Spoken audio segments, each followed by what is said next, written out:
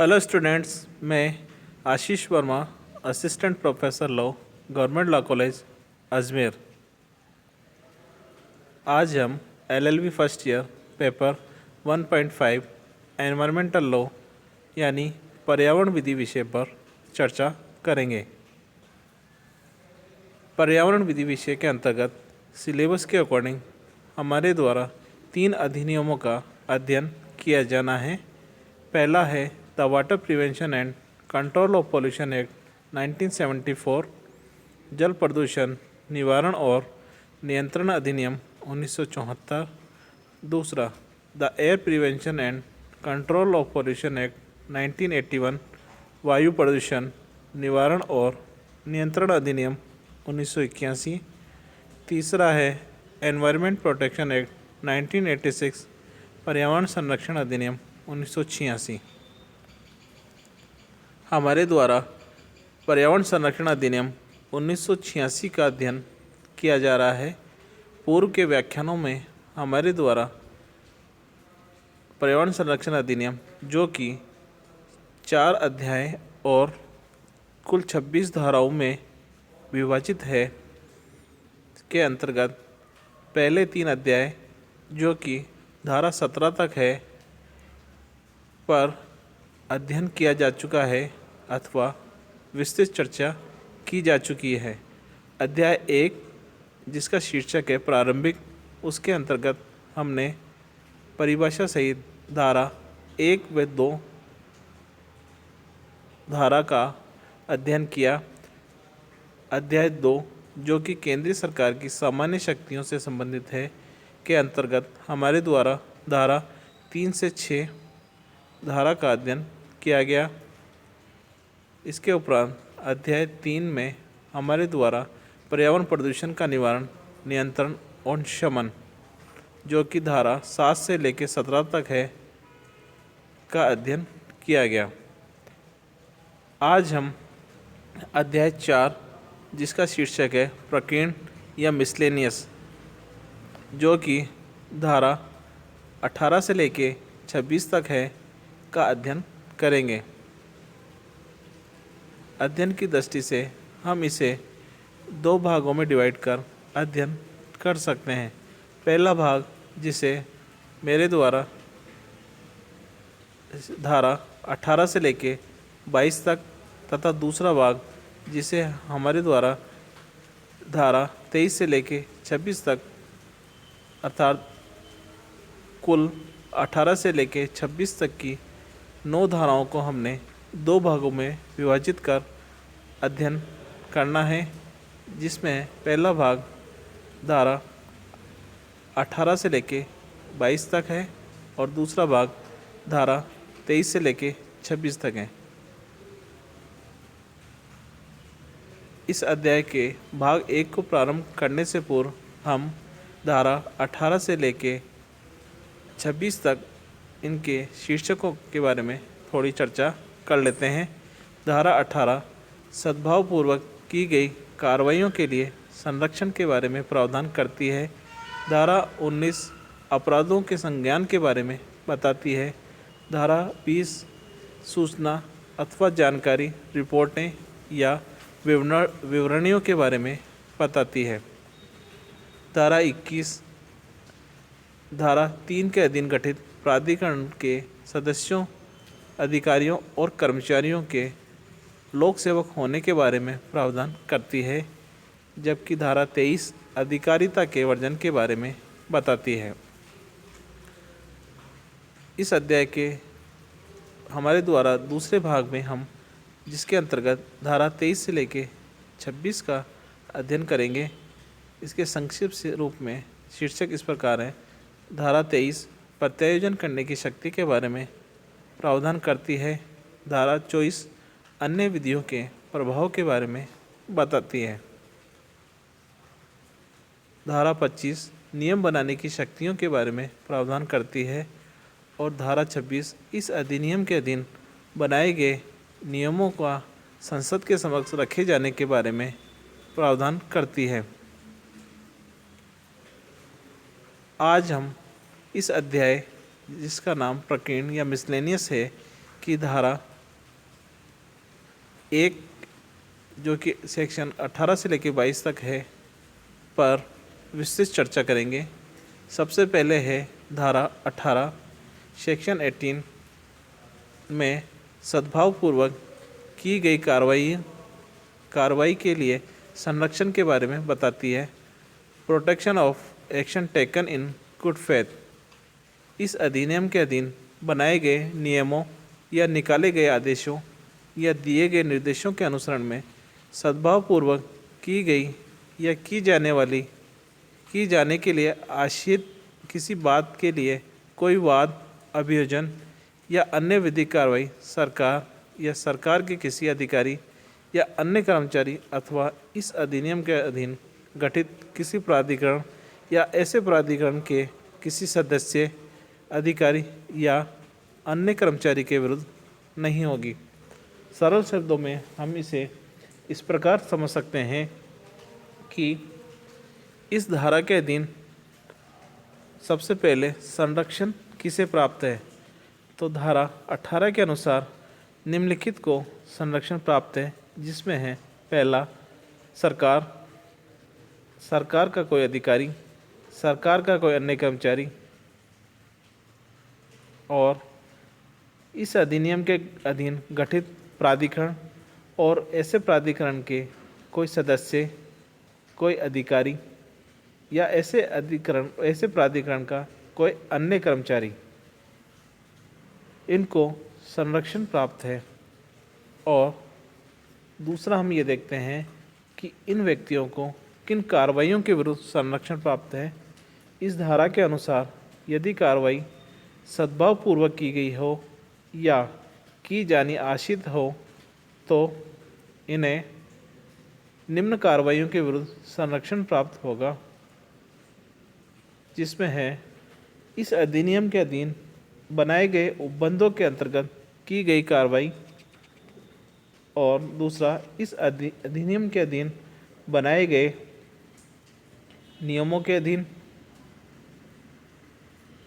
या जारी किए गए आदेशों या निर्देशों के विरुद्ध इन्हें संरक्षण प्राप्त होगा। अब ये बात निकल कर आती है कि सद्भावपूर्वक होता क्या है।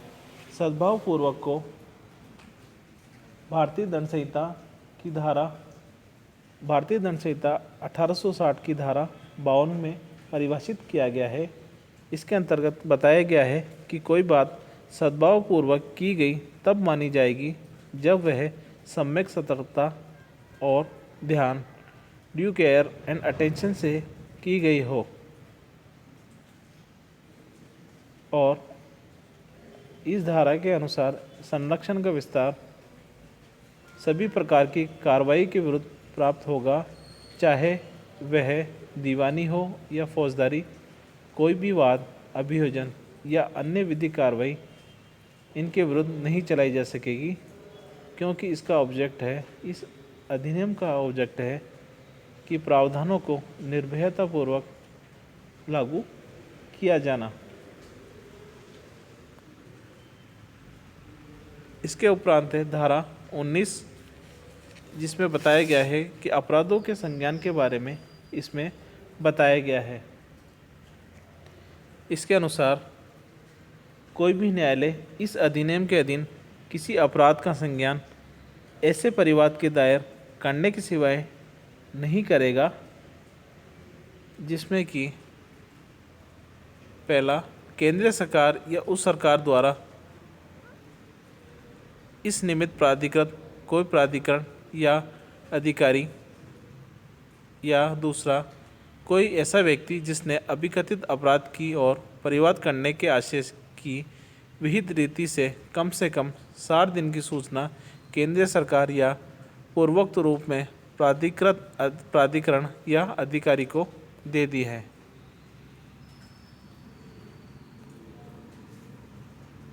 सरल शब्दों में इस प्रकार हम ये देखते हैं कि धारा 19 के अनुसार पहला, कि परिवाद कौन दायर कर सकेगा। धारा 19 में दंड न्यायालयों के द्वारा इस अधिनियम के अधीन अपराधों के संज्ञान लेने की प्रक्रिया के संबंध में बताया गया है, तो जिसमें यह है कि सबसे पहले कि परिवाद कौन दायर कर सकेगा। इस अधिनियम के अधीन परिवाद निम्न के द्वारा दायर किया जा सकेगा, जिसमें है केंद्रीय सरकार या केंद्र सरकार द्वारा इस निमित्त प्राधिकृत किसी प्राधिकारी अथवा अधिकारी के द्वारा या किसी अन्य व्यक्ति के द्वारा। अब अन्य व्यक्ति कब परिवाद दायर कर सकेगा? अन्य व्यक्ति तब ही परिवाद दायर कर सकेगा जब वह केंद्रीय सरकार या उसके अधिकृत किसी प्राधिकारी या अधिकारी को विहित रीति से परिवाद प्रस्तुत करने के आशय की लिखित सूचना दे देता है। अब लिखित सूचना की अवधि के बारे में बताया गया है कि लिखित सूचना की अवधि कितनी होगी। तो परिवाद प्रस्तुत करने से पूर्व परिवाद प्रस्तुत करने के आशय की लिखित सूचना की अवधि कम से कम 60 दिन की होगी।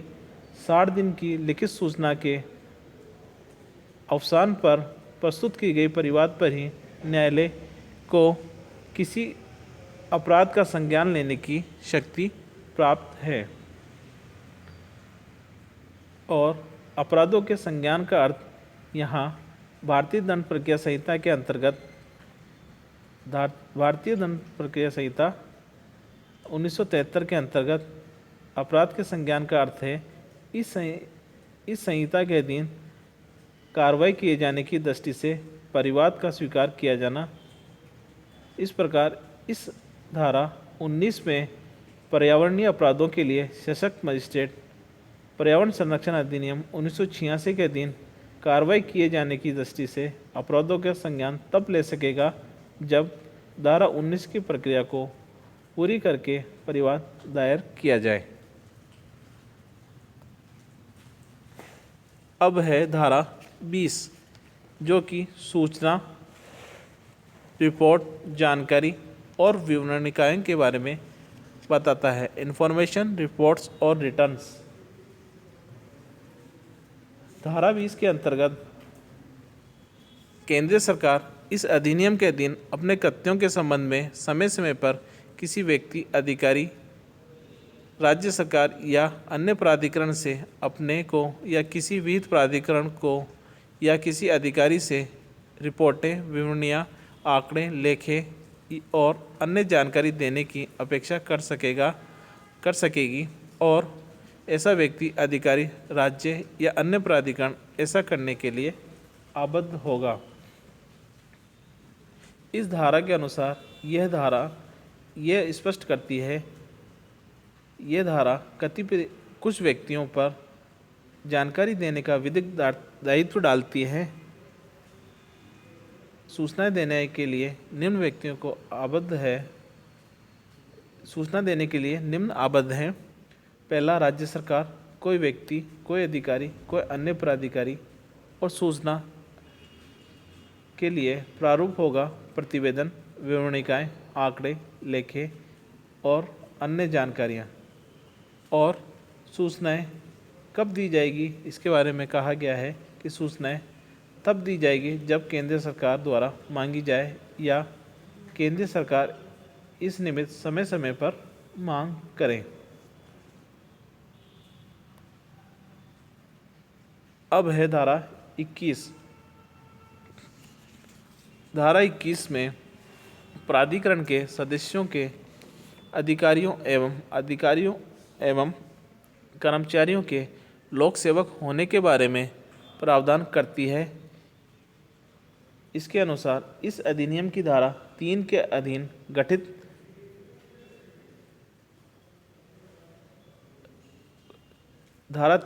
गठित प्राधिकरण के सभी सदस्यगण तथा उसके सभी अधिकारी और कर्मचारीगण